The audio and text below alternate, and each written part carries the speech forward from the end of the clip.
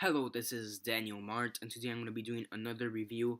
This one's going to be for P-51 Dragon Fighter. It's a movie review, and I was fortunate enough to watch this um, to during the Miami International Film Festival. Basically, I watched tons of short films and movies there. I'm basically what I'm going to do is I'm going to make a playlist for that, and it's going to be called Me See Fee 2015. I'm gonna make a playlist for that, and any reviews or videos that have hashtag MeSeeFee are the stuff or things I watched during this convention. P-51 Dragon Fighter was one of them. This movie apparently came out last year in August. 2014 August. And this movie stars Scott Martin, Stephanie Barron, Ross Brooks, Osman Surgood, Robert Pike Daniels, Thomas Richford, Clint Gyllenhaal, Trey McCurley, Madison Boyd, Stephen Sweets, Anthony Dupree, Johnny Costre, Michael Hampton, Riley Littman, Stephen Blackheart. Stephen Blackheart. And let's see, is that everybody else? Um, and apparently Dwayne Johnson apparently has a small role as well, which apparently I didn't know.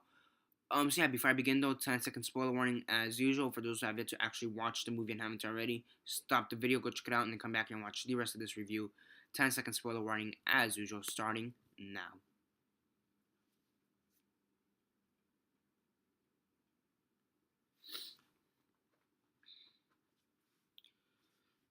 Okay, so 10 seconds are up. So for those who have yet to actually watch P-51 Dragon Fighter and haven't already, please don't comment down below or be messaging me that I never gave you fair warning, because as usual I did.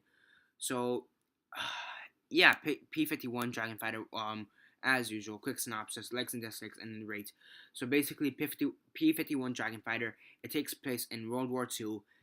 Basically, it's World War II with dragons. That's it. I'm not even kidding. It's basically that World War II and dragons. Basically, imagine if the Nazis had dragons, used it against the Americans and everybody else who opposed them, in order to try to defeat them, and that's how you have a P-51 Dragon Fighter. And yeah, I'm gonna start off with the good things because it's easier. The action was good. The acting and the writing was actually pretty decent. And there's a good balance between the fantasy and war aspects of the movie. I do think there is actually a pretty good balance between the war aspects of the movie and the fantasy parts of the movie, because you do have dragons, and the people involved in the film, they actually were pretty decent in their writing and their acting, and the action for the most part was pretty good. Now for the bad. Oh my gosh. The first off, plot convoluted as fuck. It had of huge pacing issues.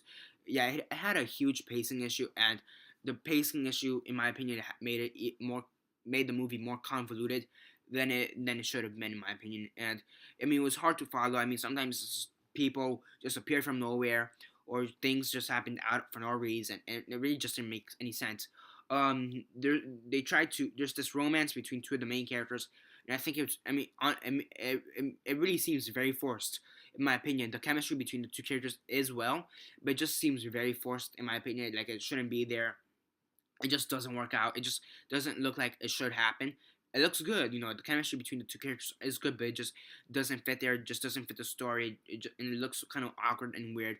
It makes the film even clunkier and have more pacing issues than it already does. Also, this movie does lag for the fact that it has war and dragons at the same time. There's a lot of parts in which this movie does lag. It gets boring. It becomes repetitive. Gets boring, and sometimes I kind of just drifted off, looked at my phone, saying how long is this over and how much is this over, and it was just and again, I think that's due to pacing issue and the way it was written. I mean, it did have good dialogue. It had great dialogue, in my opinion. I do think it had some pretty good dialogue, but then the other writing aspects, like writing the actual plot, I think that's when it kind of went out.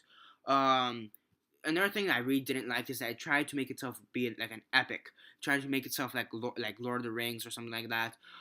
It tried to make kind of tried to be like an epic movie on an epic scale, in my opinion, and it just didn't work out. It wasn't an epic movie. If anything, it was like a summer blockbuster film, or tried to be summer blockbuster film, and it came out in August, so it was late summer blockbuster film.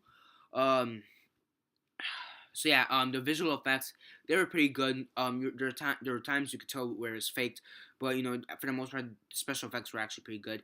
Um, one more thing I didn't like about the movie is there's just so many characters here that are really not needed. There's so many characters here that also makes the plot makes be more convoluted than there already is. Um, there's like maybe 50 different characters and in like 2 minutes of a scene. Like coming in and out. In reality, there should be about 5 to 10 characters. Like 3 characters per scene, and that's it. But nah, they have like 50 characters per scene, and it's just gets really annoying, really weird, really awkward, and becomes really clunky. And I mean, yeah, despite the fact that and it did have some good action, good visual effects, writing, and I mean dialogue, good dialogue and acting, and a good balance between the war and fantasy. I mean, there were so many wrong things with it, such as it being it was trying to be too much of an epic. When it wasn't, there was a shoehorns relationship that shouldn't be there. The characters were either unlikable or just weren't needed. Um, so yeah, I mean, there's in the pacing issues. There's a huge pacing issue in my opinion, and it did get boring after a time. And when I mean after a time, I mean about 20 minutes in, it got boring. In my opinion, I mean there were some action scenes that were pretty cool, but aside from that, it got boring pretty fast after the action scenes. So yeah, on a scale of 1 to 10, 1 being the worst, 10 being the best, and 6 being decent, I give it a 3.5 out of 10. Honestly, I mean, if you wanted to watch it, you could watch it, but honestly, I wouldn't recommend it. Um, yeah, 3.5 out of 10 is what I'd give P-51 Dragon Fighter. It's not that good of a movie. It does have some decent dialogue, decent acting, visual effects, and a good balance between the fantasy and war, but after that, it kind of just completely falls on its ass. And yeah, so yeah, 3.5 out of 10 is what I'd give P-51 Dragon Fighter. That's basically it for now. Subscribe if you're not already subscribed. I do movie reviews, TV show reviews, comic book reviews. So definitely do stay tuned for that. Aside from that, like the video, share on Facebook, Twitter, MySpace, or whatever you guys prefer. And that's basically it for now. This is Daniel Mart signing off.